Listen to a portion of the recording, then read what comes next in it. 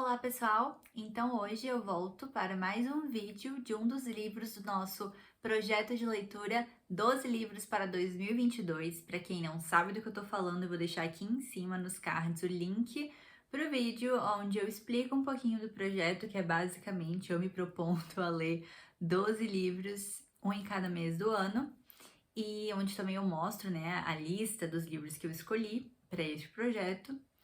E o livro de janeiro foi o Alma do Mundo, do Roger Scruton, e o livro de fevereiro, essa maravilha aqui, Em Busca de Sentido, do Viktor E. Frankl.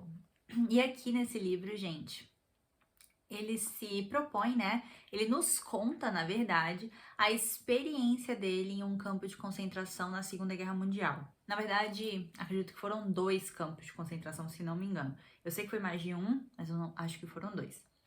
E por isso que o subtítulo do livro é Um Psicólogo no Campo de Concentração. E bom, gente, o autor nasceu em Viena em 1905 e faleceu também em Viena em 1997. E ele teve, assim, uma super carreira acadêmica. Ele era médico, né? Ele era neurologista, psiquiatra, filósofo, escritor, enfim, gente, escreveu mais de 30 livros aí. E ele também atuou como professor nas universidades. Então, ele ensinou neurologia, psiquiatria e também logoterapia, que foi, né, a terapia de autoria dele, ele que criou essa terapia, logoterapia, que é basicamente, gente, uma terapia focada assim no sentido da vida, né? Em você correr atrás do sentido da sua vida. Eu vou explicar um pouquinho melhor quando a gente chegar ao final aqui do vídeo e também do livro, né? Que eu vou explicar um pouquinho para vocês. Mas é basicamente uma terapia que ele criou a respeito do sentido da vida, tanto é que o nome do livro é Em Busca de Sentido. Esse livro aqui, gente, ele foi publicado pela primeira vez em 1946 em alemão, né, no original. Ele escreveu esse livro em alemão, ele era austríaco, não sei se eu comentei aqui. E, gente, eu vou deixar o link aqui embaixo da Amazon, caso vocês queiram adquirir o livro, tá? Mas enfim, ele foi publicado pela primeira vez em 1946 em alemão e em inglês pela primeira vez em 1959 e foi já assim um best-seller. E ele não só conta as experiências dele, né, no campo de concentração, como também, como eu falei antes, ele fala um pouquinho, explica um pouquinho a logoterapia, que foi a terapia de sua autoria.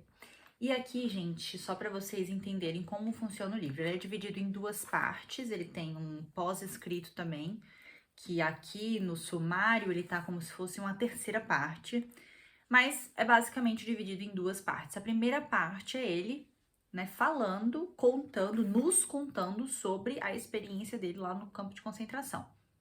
Aí, olha só, dentro dessa parte, dessa primeira parte, ele fala sobre um psicólogo no campo de concentração, que é o prefácio, né? Aí depois tem a primeira fase, que é recepção no campo de concentração.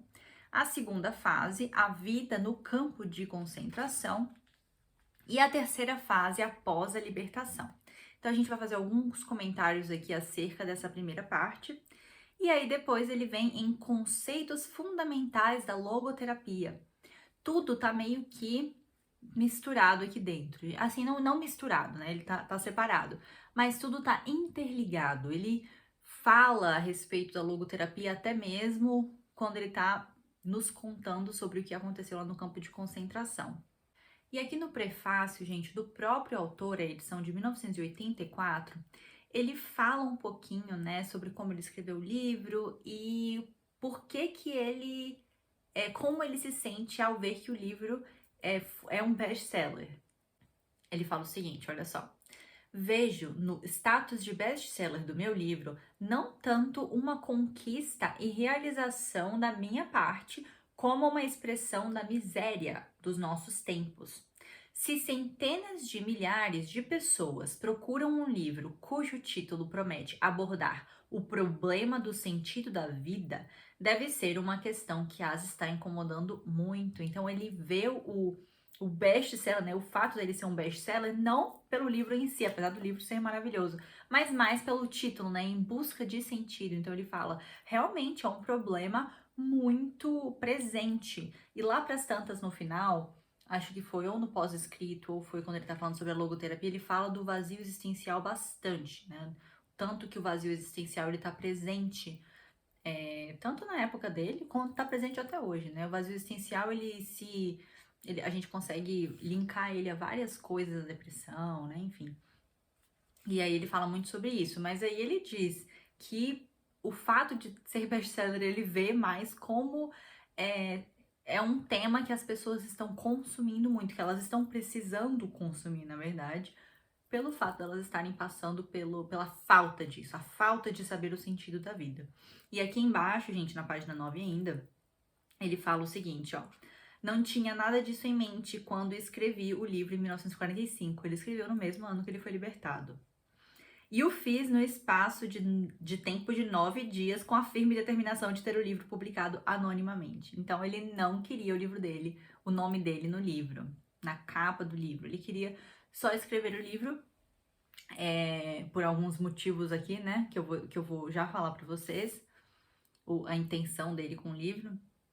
Mas os amigos dele acabaram o convencendo a colocar o livro dele na capa. Enfim, no final das contas ele colocou mesmo, ele acho que não chegou a publicar como anônimo, ele realmente publicou com o nome dele. Mas olha só que interessante, gente, assim, um motivo, não bem um motivo, não, o motivo foi mais acredito que pra contar a experiência dele com essa visão mais psicológica mesmo, né, da psicologia, que é a área dele. Mas olha que interessante, assim, o que ele fala, sobre o que ele fala que é o livro, se isso faz sentido. Olha só, essa página aqui é a página 15. Ele fala o seguinte, já é o começo aqui, já é depois do prefácio. Já é o livro mesmo, ele fala o seguinte, ó. Aqui não vamos descrever os grandes horrores, já bastante denunciados, embora nem sempre se acredite neles, porque eu fiquei surpresa há uns anos, em descobrir que algumas pessoas não acreditam, né, no que aconteceu na Segunda Guerra Mundial. Mas tudo bem, aí ele fala, né? Embora nem sempre se acredite neles. Mas não vamos descrever os grandes horrores, mas sim as inúmeras pequenas torturas.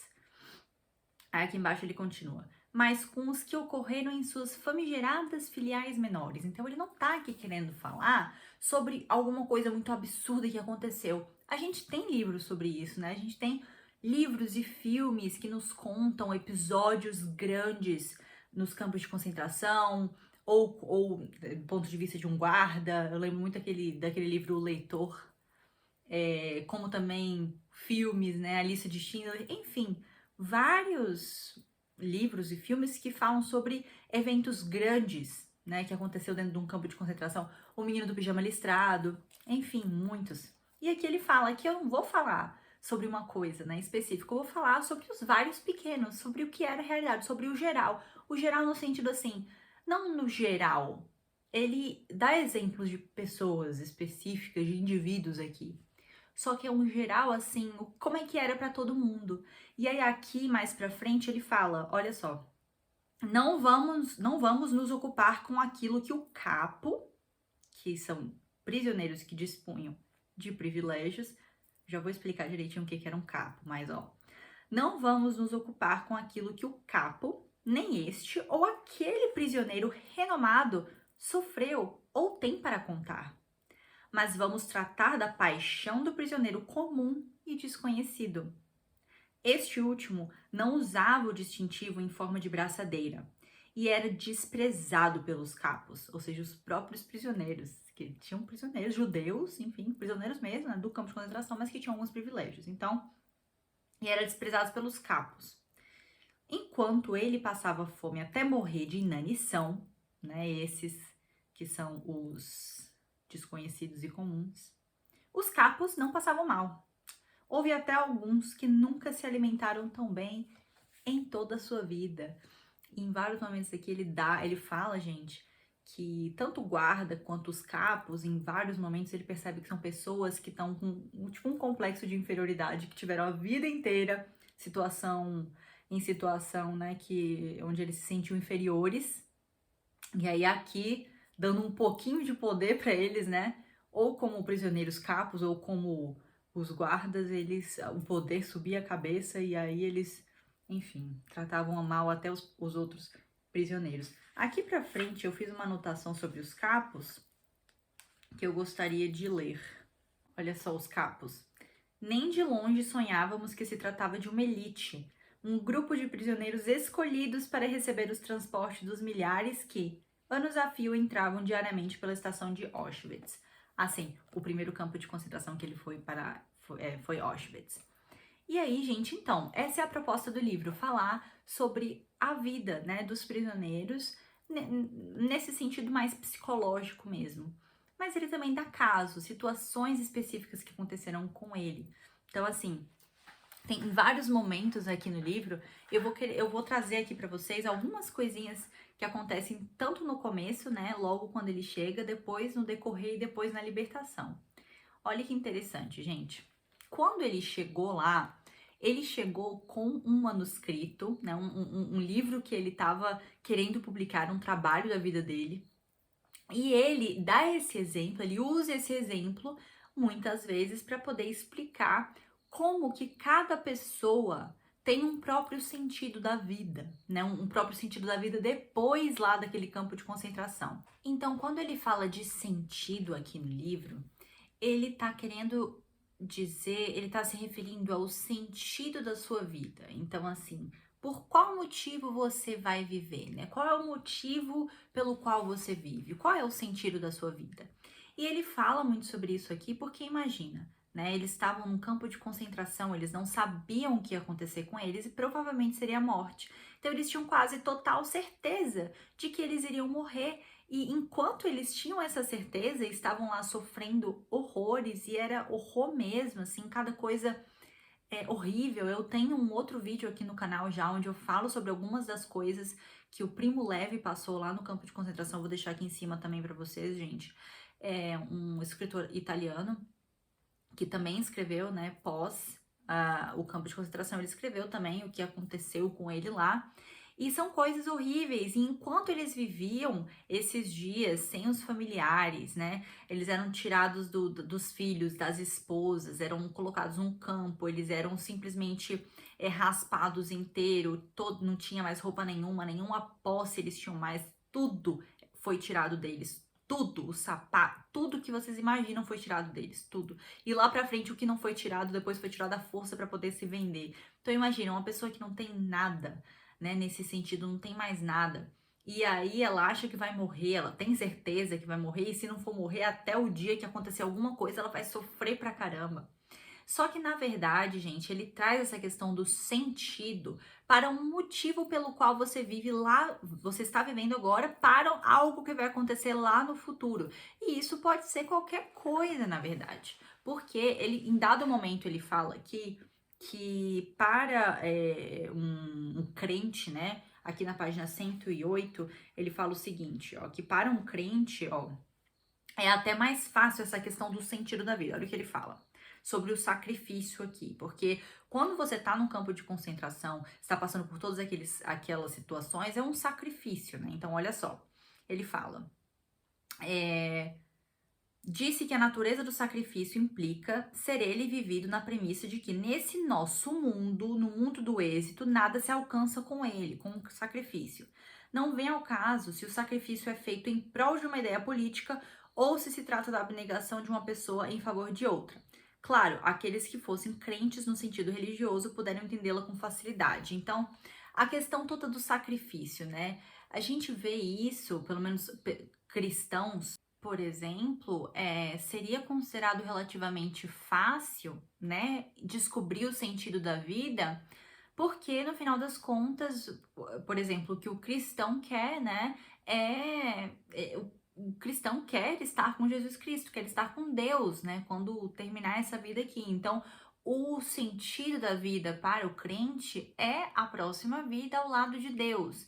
Mas acontece que quando você tá nessa situação aqui, você como eu posso dizer isso? Você é tomado por uma apatia, no começo, na verdade, antes da apatia vir, antes dela chegar, olha só, tem as primeiras reações, né? As primeiras reações, elas vêm com muita dor, muita sensação de injustiça, muito sentimento, assim, de injustiça, de dor, de como isso pode acontecer, como essas pessoas podem estar fazendo isso, por que que a gente tá nessa situação, por que que tudo isso tá acontecendo, né?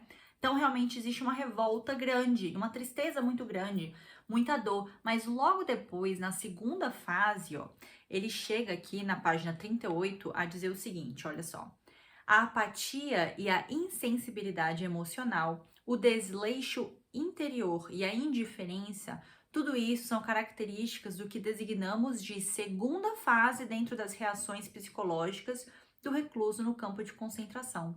Muito cedo também tornam a vítima insensível aos espancamentos diários e em quase cada hora. Então imagina, você chega numa situação que tá tudo tão horrível, é tudo tão assim absurdo, que você já nem sofre mais. Quer dizer, claro que você sofre, mas existe aquela apatia.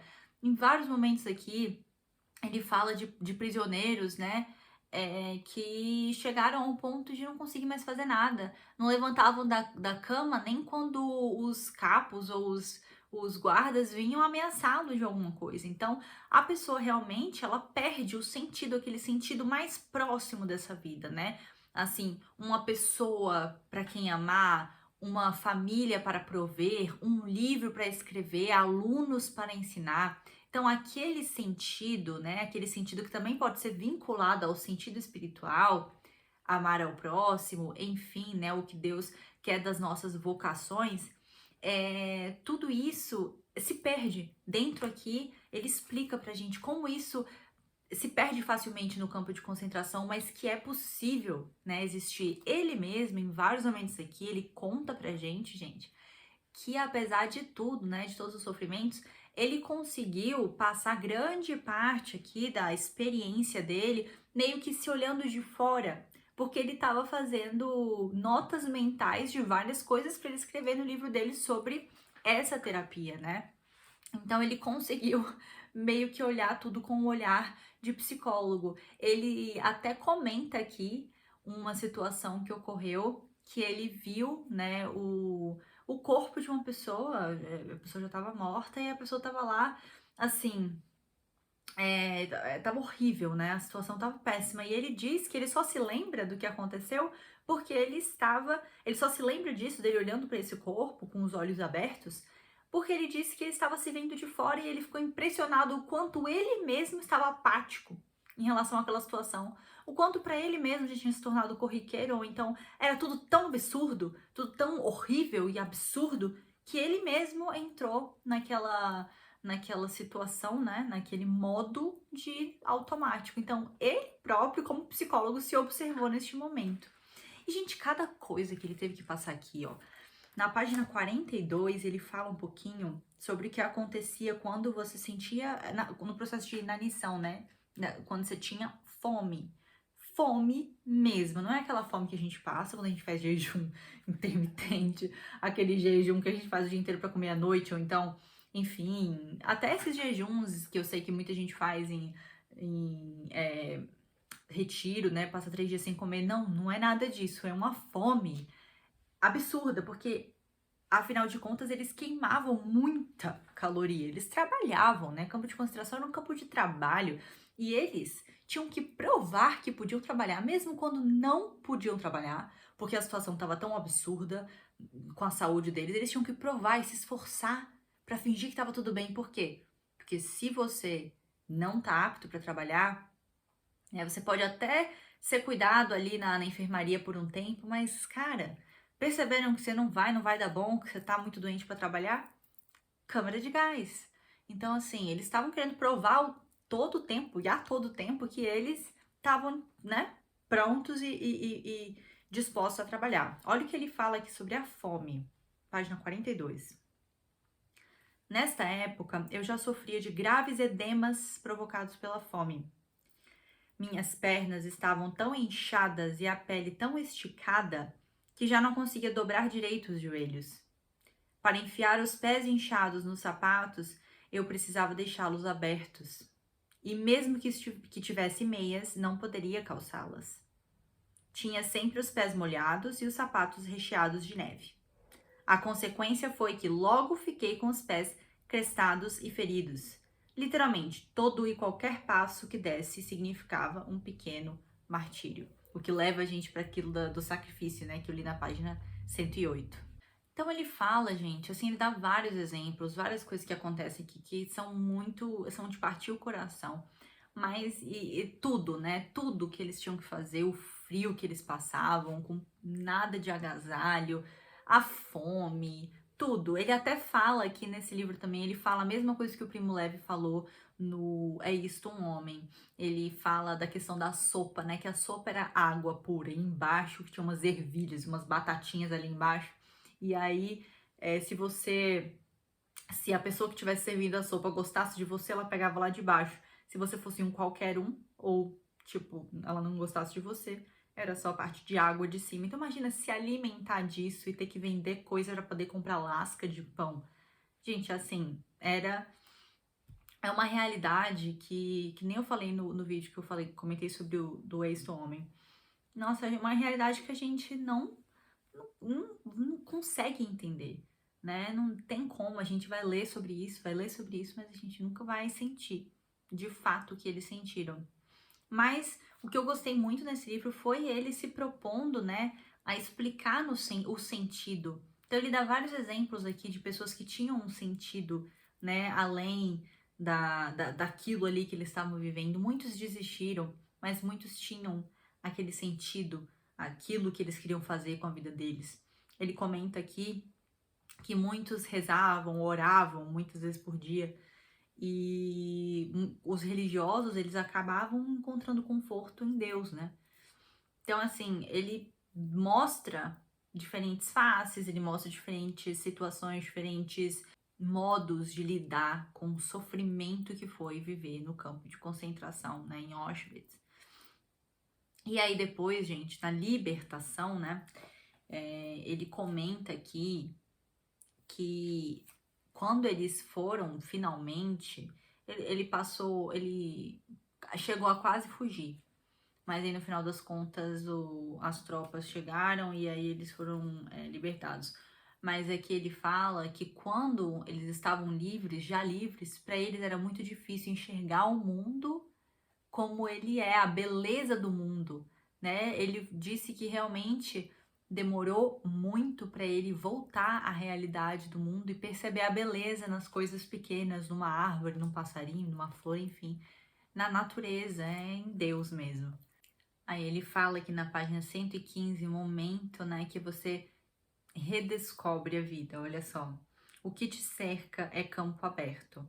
A terra, o céu, o regozijo das cotovias e o espaço livre, nada mais. Interrompes tua caminhada neste espaço livre, paras, olhas ao redor e olhas para o alto e te prostas de joelhos. Neste momento não sabes muito de ti mesmo, nem muito sobre o mundo. Dentro de ti apenas ouvi as palavras, e sempre as mesmas palavras. Na angústia gritei para o Senhor, e ele me respondeu no espaço livre. Quanto tempo ficaste ali ajoelhado? Quantas vezes repetiste aquelas palavras? A lembrança já não sabe dizer, mas naquele dia, naquela hora, começou tua vida, isso sabes. E é passo a passo, não de outro modo, que entras nessa nova vida. Tornas a ser pessoa. Então é como se ele voltasse a ser uma pessoa. Ele comenta muito aqui que era como se eles não fossem seres humanos, né?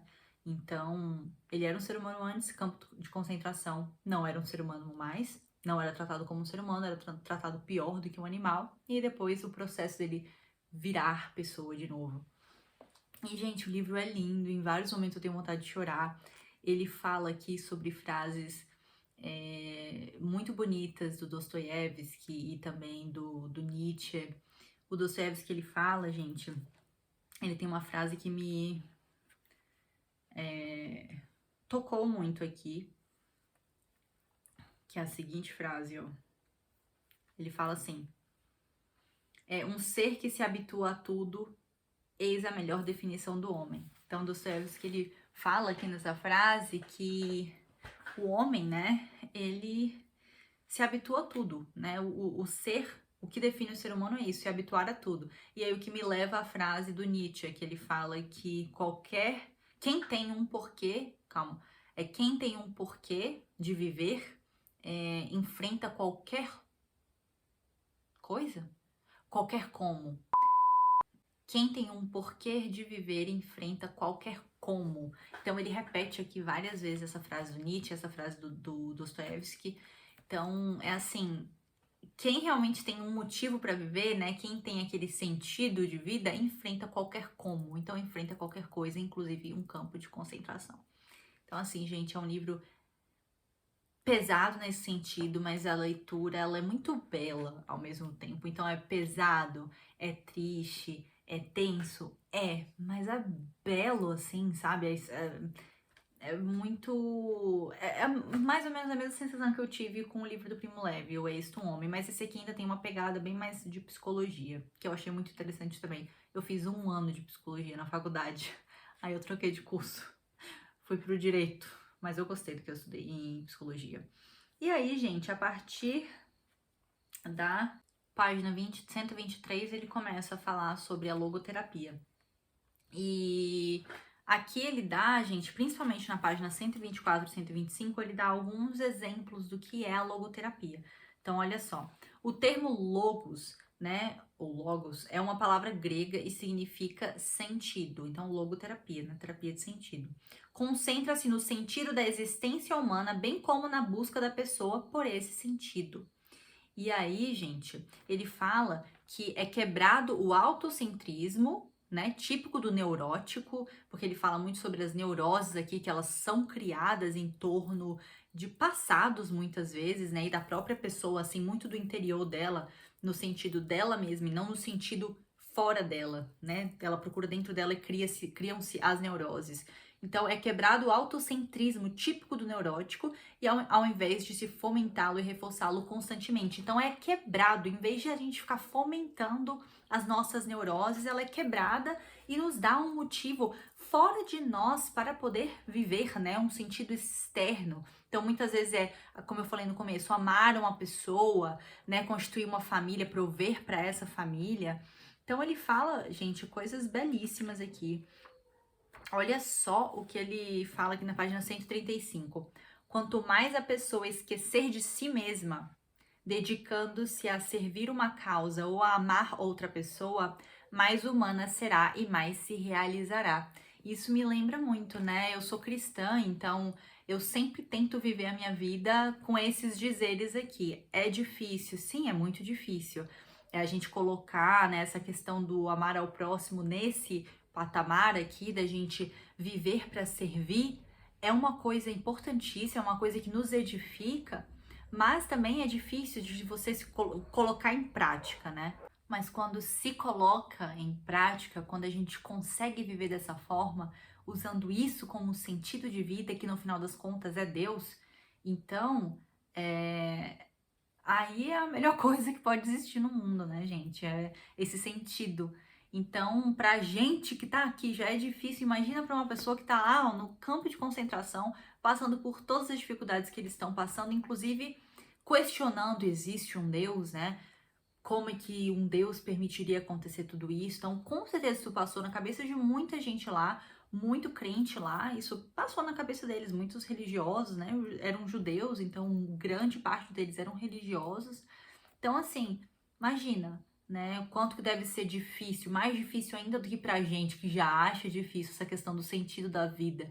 Por isso que hoje em dia existe tanta essa questão do vazio existencial, né? Imagine, a gente não passou por campo de concentração, né, gente? Mas é isso. Assim, o livro é sensacional, vale muito a pena ser lido. Eu acho que todo mundo tem que ler, não só estudante de psicologia, todo mundo, né, tem que ler esse livro, gente. Vale muito a pena. Gostei muito de conhecer o Viktor E. Frankl, esse aqui é o livro mais famoso dele, mas espero conseguir ler outras coisas dele também. E gostei muito aí da logoterapia, eu me interessei até para estudar mais sobre isso. Mas é isso então, gente. Muito obrigada por assistir e nos vemos no próximo vídeo.